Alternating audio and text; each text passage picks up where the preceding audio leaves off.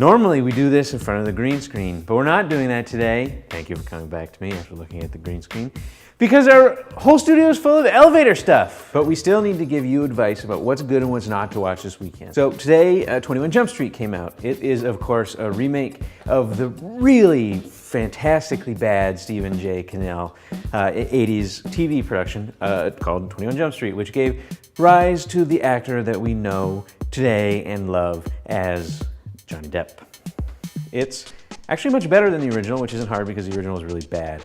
The thing that makes it work really good, it's not actually Jonah Hill who stars as one of the cops that's sent undercover to work in a high school to bust a high school drug ring.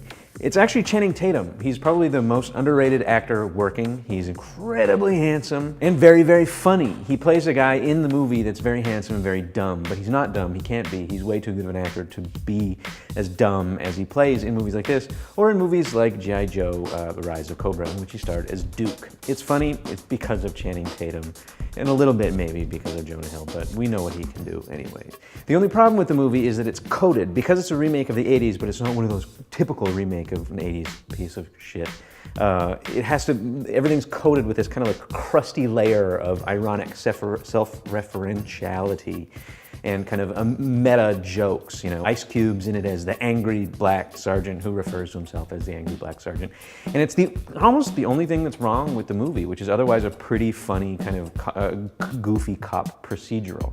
The irony kind of makes you squirmy, and it would have been just better if they'd played it straight and let the inherent nature of watching Channing Tatum and Jonah Hill be the people from 21 Jump Street lampoon the fact that they're making an update of the original 21 Jump Street instead of being like, we're making an update of the original 21 Jump Street in the actual update, which doesn't work and is too goofy. So if you want to watch something instead that does that kind of thing way better, watch the most postmodern movie of all time, the most self-referential movie of all time, the most overlooked movie by film academics when they talk about the growth of irony and postmodernism in film, and watch Gremlins 2, starring, for a very brief moment, Hulk Hogan. Watch that instead.